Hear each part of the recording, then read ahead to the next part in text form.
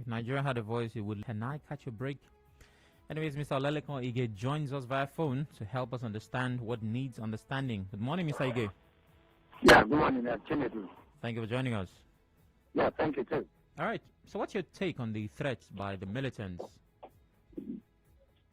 Well, I think it's to situate it within a context and to ask, of course, pertinent questions too.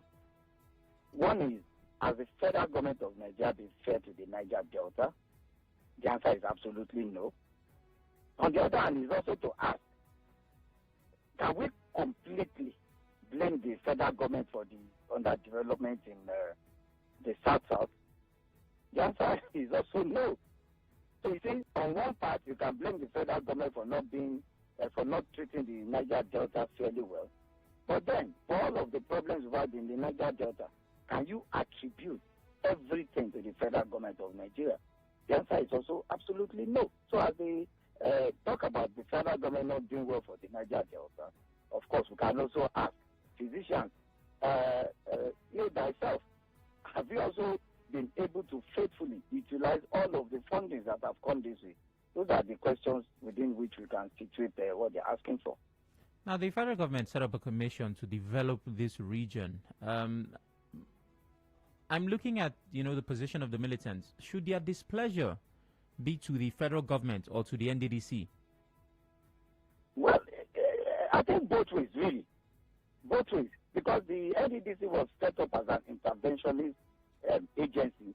That does not in any way also remove the responsibility of the federal government to the Niger Delta. Outside of the NDDC, there are several other things that the federal government is also meant to do in the Niger Delta. So while they are apportioning blame, some should shift the way of the federal government of Nigeria, and of course, some should shift the way of the NDDC. Of course, I'm sure you are aware there have been arguments as to why there have been arguments, regarding whether NDDC has it really lived up to its responsibility. To be able to answer that question, of course, we have to look at it in two ways.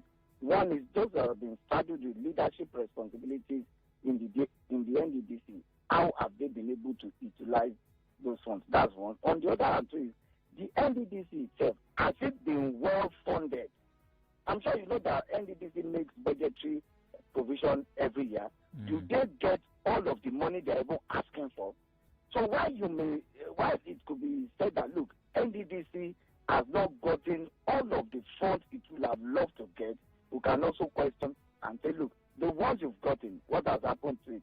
NDDC has been bugged by all manner of fraudulent allegations. I'm sure you're aware that there's a forensic audit going on. You're aware of what happened in the National Assembly, I think sometime last year, when the Senate attempted to probe the funds that were released to the NDDC and how it was spent and all of that. So if they're asking questions, they should not just be looking at the federal government in this case. They should also be asking state governors. They should also be asking local government chairmen. They should also be asking the Niger Delta Development Commission. And I'm sure you're aware there's also the Ministry of Niger Delta Affairs. So you can say Ministry of Niger Delta and federal government are one and same. One is the creation of the other. Even the NDDC, you could say, look, it's part of the federal government agency. So while you are looking at NDDC, look at the federal government. Also look in the way of state governors too. When you're asking whether or not NDDC has done well or if they failed, I would tell you boldly it's a capital no. And this is based on analysis of experts and investigations conducted so far. If the NDDC has failed? Yeah, so far, based on, what the findings, they've not lived up to any expectation at all. And well, that's arguable, really. They may not have lived up to, should I say, 100% or 70% or 80% of their responsibility. Let us also give the NDDC, some accolades. There are several communities in the Niger Delta who today may not have been able to have a road. So most votes in majority of communities in Niger Delta have been through the NDDC. Let's admit that NDDC may not have fully lived up to its responsibilities. But let's also give them some kudos in some areas. Because I've seen many streets, even in Port Harcourt where I stay, you've seen many roads in Port Harcourt that have been done by NDDC. Many roads in several communities, hospitals, health centers, schools. I'm not saying NDDC has done fantastically well. I'm saying that it is not their scorecard is not entirely in deficit. Mr. Not Ige, completely in deficit. what you're saying sounds like children complaining to their father that they need to go to school, they need quality education, and their father telling them, but you eat food with meat. NDDC was created in 2000. That's 21 years ago. Yes. There is no standard that they have met. Yes, there are roads here and there, but considering how long and how much has been invested, there's no pass mark by any regard. No, Chinedu, I just said it. I said, look, their balance sheet is not entirely in deficit.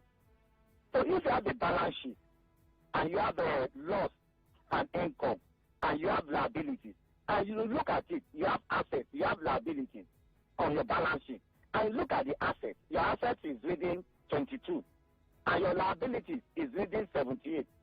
It means it's not entirely in deficit. You are saying majority of their balance sheet is in deficit, which I agree and say, look, they have not completely lived up to their responsibilities. There's no question about that. And that's what I'm saying. Militants who are talking about going to Abuja or going to Lagos should also look inwards too and say, look, while you are portioning blames to the federal government of Nigeria, the NDDC is there. Of course, also talk about state governors too. Even that state governors of the 9 states in the Niger Delta also get 13% derivation from oil. So if they are going to take a holistic look as to why the region has not gotten to where it should be, then it's not just the function or the blame of the federal government. Okay. Now, does this reflect a failure of the amnesty program? Because one of the many things that program was supposed to ensure is that this kind of threat does not happen again. So this militants coming up, does it mean the program has failed? Yes, I'm sure you also know that the amnesty program itself has been bogged down by a lot of financial impropriety. I'm sure you know, right from when the presidential amnesty program was set up, it's been one problem or the other. I'm sure you know why the last special advisor on amnesty program was removed from office. The one before him, you are aware of the reason why he was removed from office. All have been bogged down with fraudulent, accusations and all of that. So the amnesty office itself, has it lived up to its core responsibility? The monies that have come the way of the amnesty program, have they been judicially used for what it was meant to be? That's on one hand. On the other hand, is that even when the amnesty office has been able to train some people in skills acquisition, even went as far as buying the equipment for some of these people, of course, the people were not willing to make use of the skills they've learned. They even sold out some of the starter packs, They gave them. So you look at the plethora of what is at stake and you wonder, should this really be the major focus, at the moment? It's good to argue for what is due you and say, this is what is due me. At the same time, also look inwards and say, the ones we've gotten so far, how fair have we been able to use it to develop the very region? That's why the fact that a lot of states in the Niger Delta get 13% derivation fund, go to the communities that produce this oil.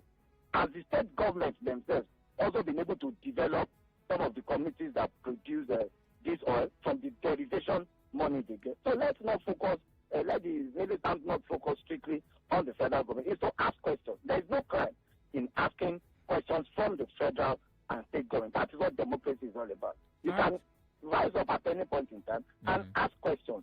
What are you doing with our money? How far have you gone? What is happening? There's no doubt as to whether you can ask questions or not. It's permissible. Yeah. The question is as important as how you ask it, because these militants are asking the questions with weapons. So that's something we need to consider. But anyways... I think it's to appeal to the militants to say, look, we know what the Niger Delta went through, in recent years, and it's taking, a long time, for the region to recover. Remember, the East-West route is still not completed as at this moment. Remember that one of the things that delayed, progress work on the East-West route was when was it the river section of that East-West route from Ndiama to the Akwa Ibom badge that was awarded to Julius Berger. Some of their staff were kidnapped, and Julius Berger abandoned the project and said, look, they value the life of their workers and they were not going to do the project again. That really slowed down what happened to East-West Road. So it's to appeal to the militants to say, look, probably there are much better ways now, of engaging the federal government. The argument might also be, look, the federal government doesn't seem to like people that are quiet. They seem to want to discuss with people who are probably, violent in nature, and they could give you examples of what is happening in some parts of Nigeria where a prominent cleric is already talking about amnesty for those, who have taken up arms, against the people and government of the federation and all of that stuff. Yeah. But to appeal to them really and say, look, any attempt to cause a dislocation in what is happening in Niger Delta at the moment, may not go well for the region. All right. Speaking about what's happening in other parts of Nigeria, Boko Haram has been compared to the Niger Delta militancy. Most notably, last week, I believe, Islamic cleric did that. Do you think that is a valid comparison? There's no comparison, really. Boko Haram, what are they fighting for? A creation of a fiefdom, a creation of an Islamic state. You understand? You want to carve out a state out of Nigeria. That is insurrection. There's no two words about it. That is insurrection. The moment you take up against the state that you want to create a geographical area for yourself and you want to call it an Islamic state, that is completely an insurrection against the state. But in the case of the Niger Delta militants, they are not saying, look, we are not looking for, we don't want to secede from Nigeria, we don't want to leave the country, but we are only saying that, look, this is how much, and in fairness to the Niger Delta, we all know how much they contribute to Nigeria's foreign earnings. And practically nothing to write home about. So you look at the context within which they are complaining. There is absolutely no way where you compare those that are Niger Delta militants to Boko Haram adherents. You could say, look, maybe the major trait here is their coercive nature, of course, taking up arms, of course, against the state too. But the reason for their grievances are completely different. All right. So finally, Mr. Ige, what is the way forward? Well, the way forward is not what can be settled in one argument. There are plethora. Should I say we need a potpourri, really, of ideas to bring about development in Nigeria. And like I said, it is not just about the federal government of Nigeria. We need to ask questions across the board. Local government chairmen receive allocation. State governors receive allocation. They have representatives at the state level in terms of the houses of assembly. They have representation at the national level in terms of the upper and lower chambers of the National Assembly. They have ministers. So it has to be a continuous engagement. It has to do with our values. What do we value? Our attitude of getting rich quick is a problem. Even when we learn the skill and they even give us starter packs to learn the trade, we are not even ready. We want to make money quickly. We are given starter packs. You sell it off. Majority of the contracts awarded by NDDC were awarded to Niger Delta entities. Majority of the contracts were awarded to Niger Delta entities. Some collected mobilization fee and took off. Some got money, did ambassador job and all of that. So it's a holistic thing. There's no one way, one way solution to this. We have to bring a lot of things, to the table. We need to consistently ask questions. It even goes as far as how we elect people who represent us. If you elect a governor, a local government chairman, a national or state assembly member, and the person doesn't perform, the election is there for you to vote him out. So you see, there are a lot of solutions that we can bring to the table to arrest the present agitation by the militants. All right. Well, thank you, Mr. Ige, for your time. As always, it's been a pleasure. Have a beautiful day, sir. You're most welcome. All right. So you've heard him. Everyone needs to play their part. Of course, we're trying to determine what the different parts are to ensure that Lagos and Abuja stay safe, to ensure that militants that have threatened hostilities do not fulfill their promise. But anyway, some Niger Delta militants threatened to resume hostilities in a video that was shared by AIT. They accused the federal government of abandoning the region. And for that reason, they said Lagos and Abuja ain't safe.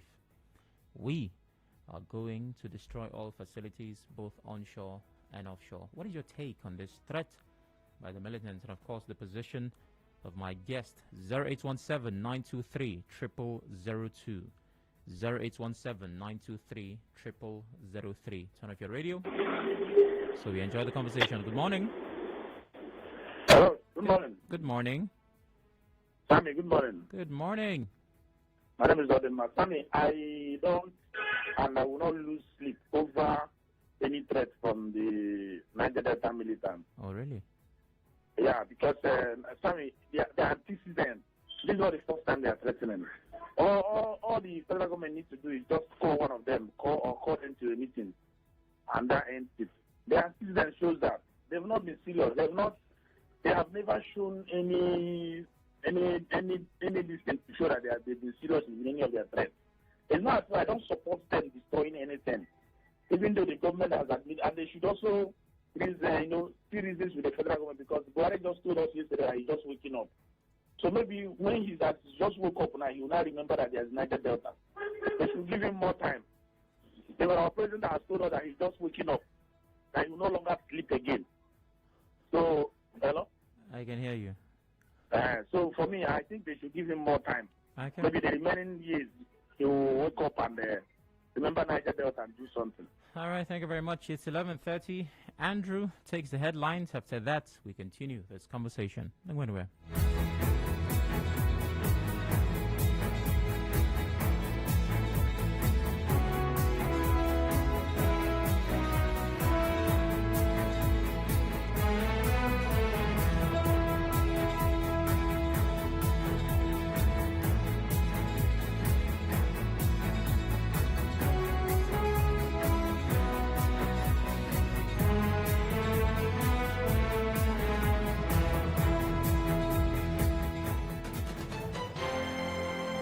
Connect you to the world. We connect you to the vicinity.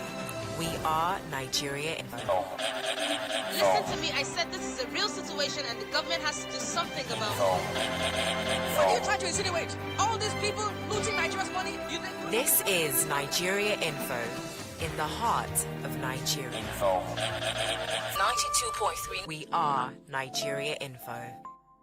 Actions and reactions make the news. I want to say that it's a good thing that he has resigned, because ordinarily ought to have been sacked. Government policies and politics. I am not unaware that you voted for me for a period of 3 years. Views and reviews. Came here this morning and saw something in a black waterproof banner. Bias reportage. News coverage that speaks your mind. 92.3 Nigeria Info News. Catch our major bulletins at 6 a.m., 1 p.m., 3 p.m., and 6 p.m. daily. Nigeria Info. The nation's #1.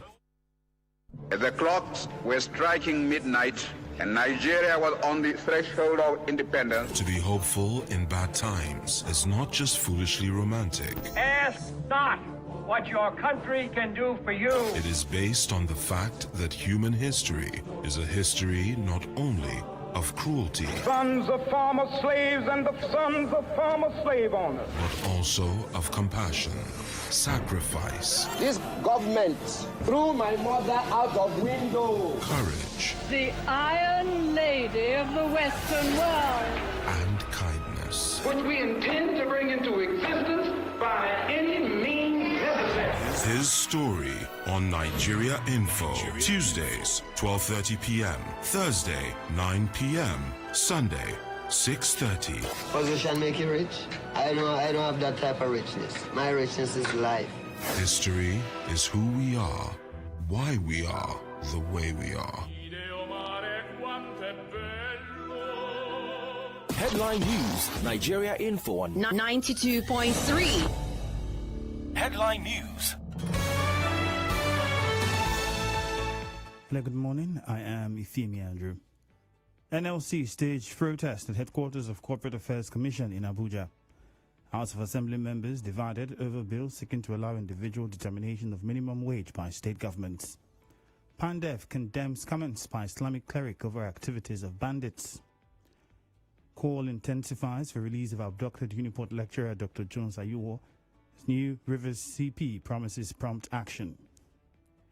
Governor Wike says intake of drugs responsible for increase in crime rate. Okoro Nodo flyover and Rumokoro to be opened next week. In business, National Assembly says oil refinery being built by Dangote Group will strengthen Nigerian currency. In entertainment, Duncan Mighty releases recording of his estranged wife, Vivienne, allegedly confessing to seeking help from an herbalist. In sports, Argentina's public prosecutor's office to convene medical board on March 8 to decide whether late football legend Maradona was given proper treatment before his death. On the foreign scene, U.S. President Joe Biden holds first foreign meeting, pledges to achieve zero emission by 2050.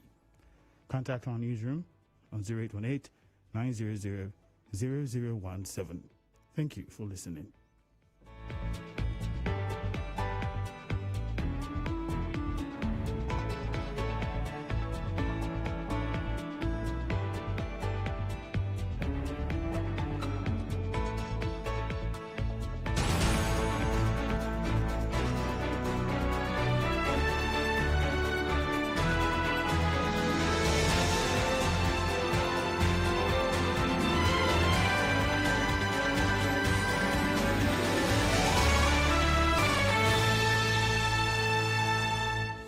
Get in tune with the trending stories. Have conversations with the experts. Ask the questions you've always wanted to and get a bite at lunch. The Midday Dialogue gives the opportunity to explore. 10 a.m. to 3 p.m. Weekdays on 92.3 Nigeria Info. COVID-19 pandemic is not a hoax. COVID-19 is not a Nigerian government propaganda. COVID-19 is not a big man killer disease. COVID-19 is here. COVID-19 affects everyone. Protect yourself. Protect your people. Protect our nation. This message is from 92.3 Nigeria Info. COVID-19 pandemic is not a hoax. Due to the insensitive nature of the Nigerian government on issues that are bordering its citizens, today the country is in turmoil. Protests everywhere and strikes in several sectors. Nigerian government ought to give our citizens good governance. So many others have decided to treat us in same manner. So as a group determined to give total liberation of our people, we will destroy all the oil facilities both onshore and offshore in no distance time. Even to the oil companies operating in our region that have decided to undermine our people, be rest assured that your days will soon catch up.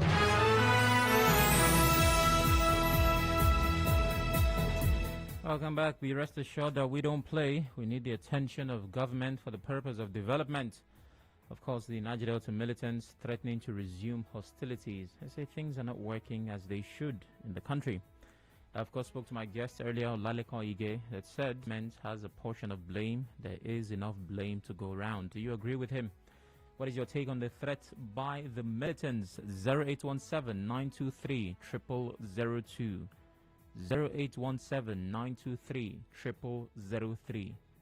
0817-923-0007. WhatsApp is 080-903-06416. You can also connect via our social platforms. That's at Nigeria Info PH on all platforms. Twitter, we are live, and YouTube, as you call me. Good morning. Hello, good morning. Good morning. Morning. Yes, my name is Jack. I'm calling from Borogo. Go ahead. Yes, I have said it in the morning with Edno. And let's talk about the collective. Let's talk about the collectiveness of the Niger Delta to protect against marginalization or expectation from the federal government. Yes, our guests have said so much about it. But if you were so economical about where we are now, Sam, if I ask you, you know recently, Niger Delta was passing through a very difficult time, where there was a counter-accusation and counter-accusation. Oh, really? Forces of Niger Delta, the Royal Commission was saying, so much, this, that, another person did that. And today, there's no investigation. There was no see some persons that collect so much money that's meant for the development of the region. Yes, I can agree with our guest.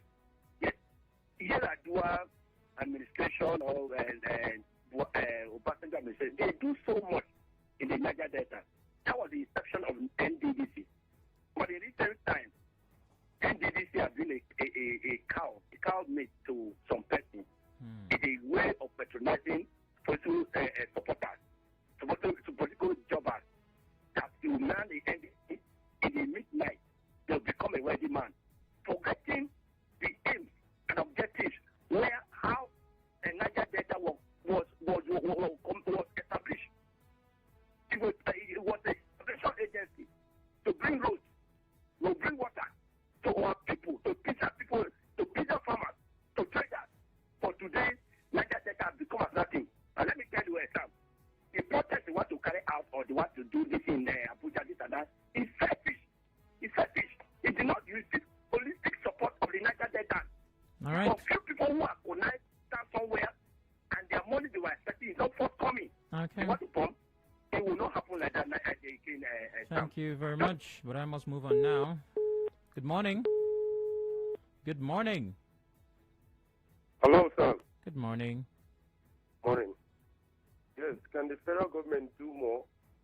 Yes. Have we been able to manage the resources given to us by the federal government? No.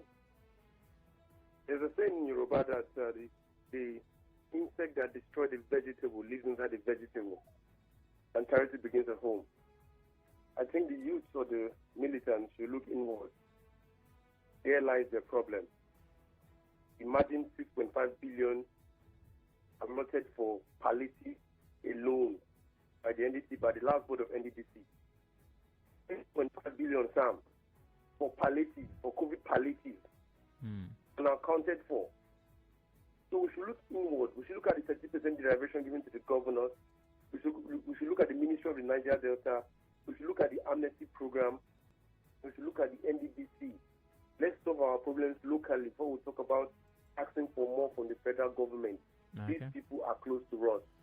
All right. They are our leaders. Thank you very much, JD. Look at, not Lagos and Abuja. Thank you. Good morning. Good morning. Oh, damn. Maybe I should just say hello. All right. I believe we have comments on Facebook. Oh, damn. It's taking quite some time. Hello? Hello? Good morning. Morning. Is that Sam? I think so. Yeah, sorry, I wanted to just go outside your discussion. I wanted to ask for the number of the commander of the task force. I don't know, Wiki, Johnny Sisped. That's way outside the conversation. You're completely lost. I know once you gave this number on air, but I couldn't get the number. So well, I obviously do not have it here and now, so I'm going to try to get it and hopefully send us a message on WhatsApp so that, well, you can get that. And please help me get the number of the task force commander, whoever's around and listening. WhatsApp is 080-903-06416. So send a message there, and hopefully I reply with that number when I get it. Hello, good morning. Yeah, Sam Oracle, good morning. Good morning. Yeah, Lugaman calling from Eche. Go ahead. Yes, my brother. You see, the threat by the Niger Delta militants, for me, that threat is empty threat. Oh, really? Because you are aware that some time ago, during Yaradua era, these people were given amnesty, and this amnesty is just for their own self only. And because of the amnesty or because of the money is not forthcoming, you see them issuing a threat. If I may ask, these people, they have governors, they have local government chairmen. Why not channel their energy to local government chairmen and the governors of their own various states? There are money that are being sent to various states. 13% derivation is being sent. Internal generated revenue is being sent. Other monies are sent from federal to state. What are the governors doing with the money? For me, that threat should be channeled to state governors and the local government. Thank you, Lugaman from HS. All right, thank you very much. Over to Facebook, Don Emmanuel Alusin Averson. That's many names for one person, Don. Amnesty program is necessary for Niger Delta youth based on the resources from the south. Let the government do the needful. Oh, really? Okay. Sam Netoye Eric says, Sam, where are we, the ordinary Nigerian citizens? When are we going to attack our own? We are not going anywhere. We are going nowhere. We attack on the ballot. We attack by all the constitutionally approved channels. That's how you attack as a citizen. The NDDC has failed to an extent. The Niger Delta governors, the LGA chairman, the chiefs and councillors have also not lived up to expectation in tackling the challenges bedeviling the region. About the failure of the amnesty program, I believe it did not fail, because if it has, I don't think I'll be sleeping and waking up peacefully now compared to before. Nigeria's problem is just too much. And he ends by saying, Tufia. I just feel like I had to add that for effect. Festus Wogu, still on Facebook. Who are we? Who are they even threatening? The federal government, the state government, or the good people of Niger Delta? They should go to NDDC office with their threat. I beg. Good morning. Good morning. Good morning. It's true. I disagree with the last caller. Oh, really? In total. We should forget about politics. Ah. When people come, they always be partisan. Federal government have in fact, have never done anything we can even be say, okay, let's appreciate the whole project.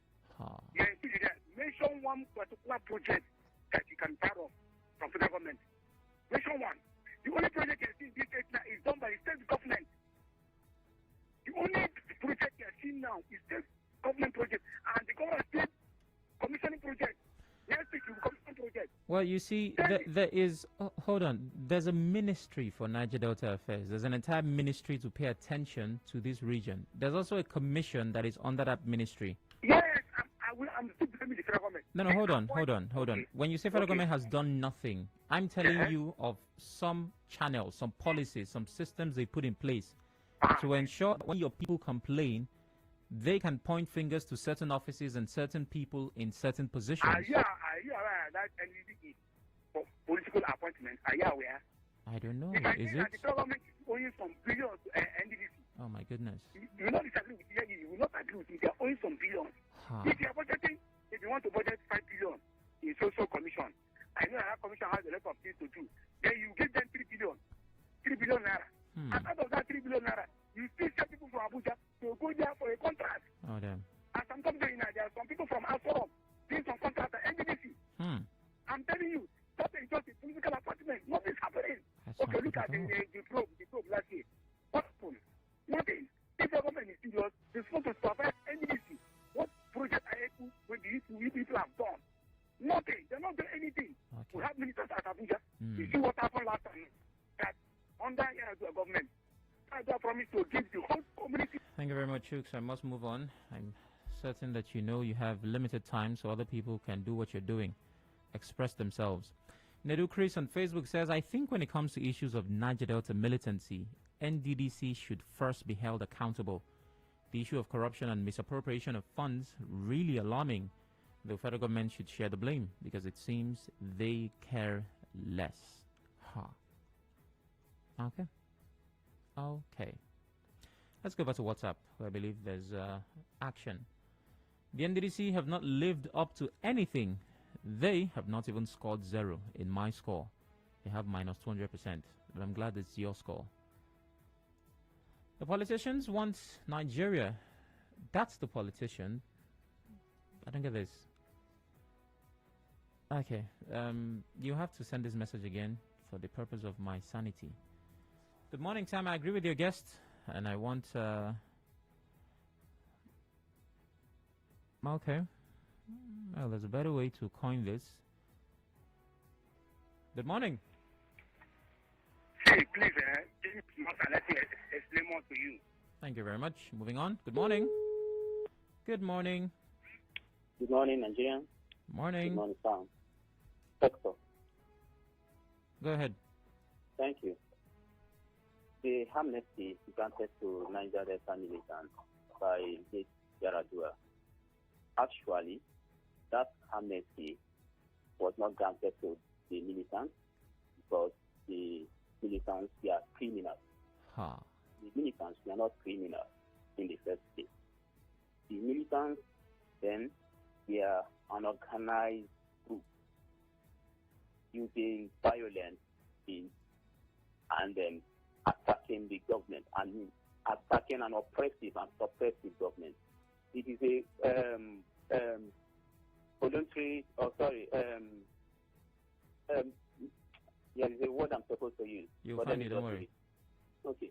So now, the essence of granting that amnesty was to calm the situation in the region. It is kind of a suspension of armed struggle so that the government will continue to exploit and salvage the resources in the region. Oh, really? Not because they love the militants, not because they love the region, not because the militants are criminals. Now, after granting that amnesty, mind you, that thing the militants are agitating for is still on course. The government has not responded to those things the militants spelled out. And so putting those militants on amnesty does not, while you have not stopped the actual problem, it will linger and it will come up again because even the unborn children will still come up and agitate. So more militants will come up in the future. Putting those people in their places, and we have not solved the problem. Okay. What about the ones that are born now? What about the younger ones that are coming up?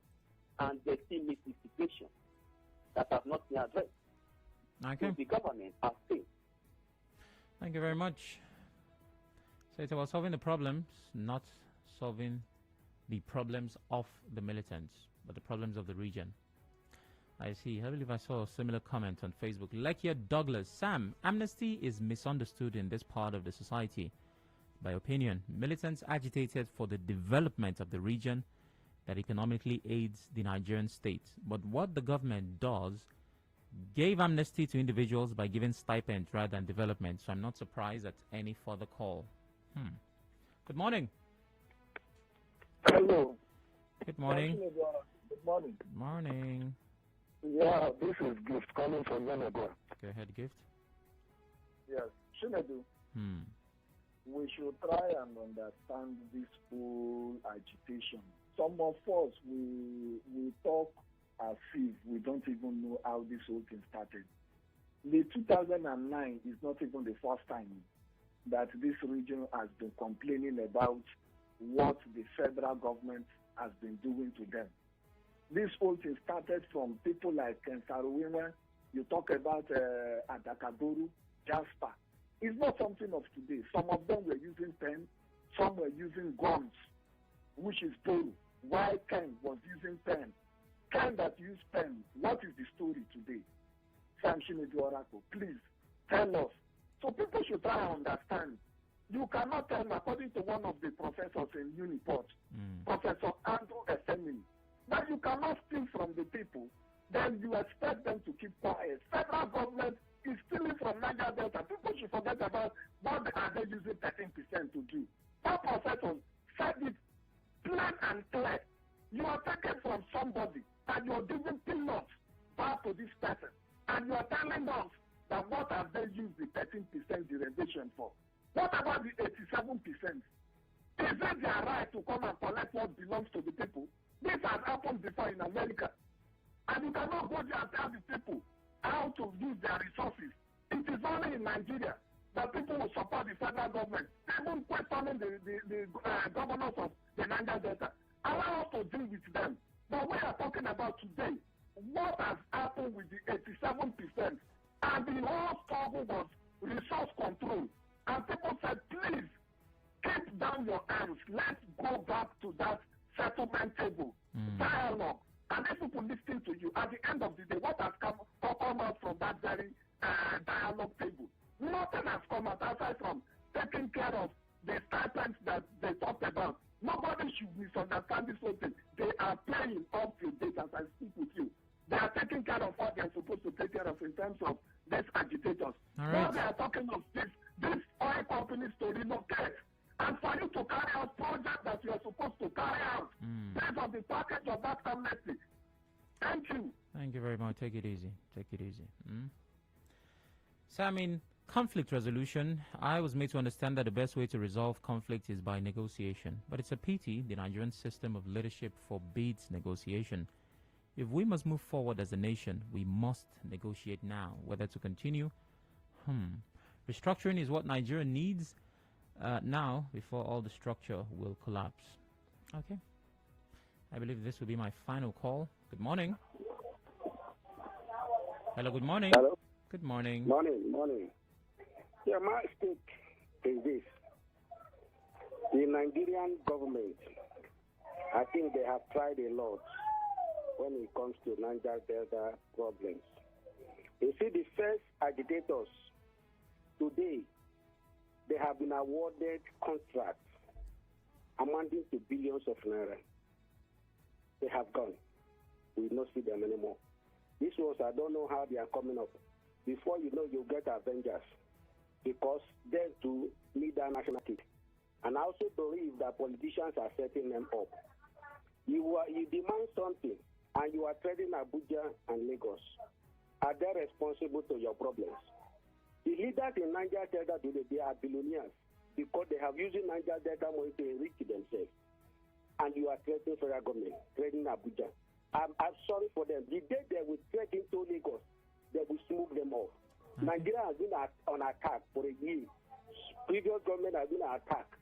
But all they survive. Nigeria will continue to survive no matter the threat. All right. Okay.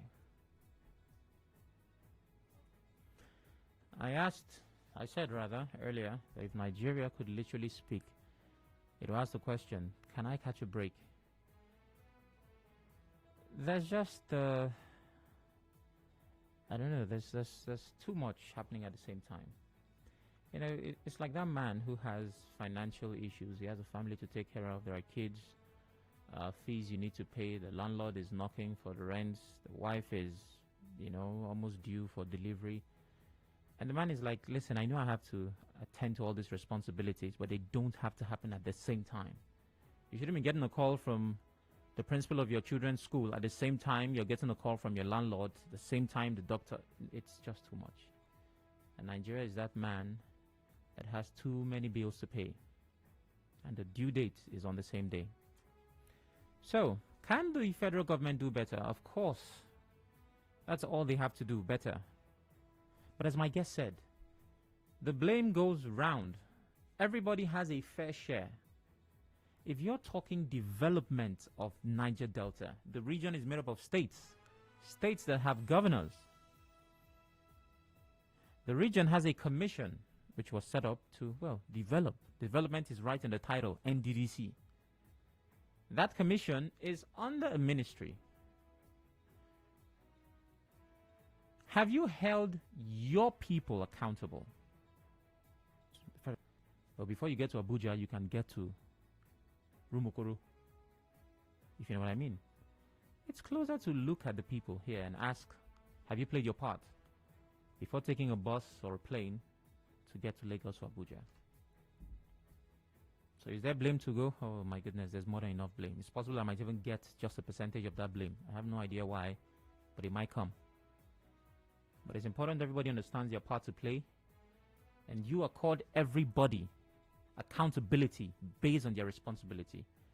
If you and I and a few people who carry guns, call themselves militants and make demands, understand this, then maybe, just maybe, we might get to that promised land sooner. I'm asking very important questions, and one that I've asked countless times is, what happens if there's no more oil? If we wake up and the oil runs dry, what are we going to do? I don't know. But speaking about running dry, Boyz II Men have a song titled Water Runs Dry. As you listen to the lyrics, imagine it's oil and not water. And maybe you understand better. 12 o'clock brings the news, and after that, 12:30 brings SMEs and startups. Don't go anywhere.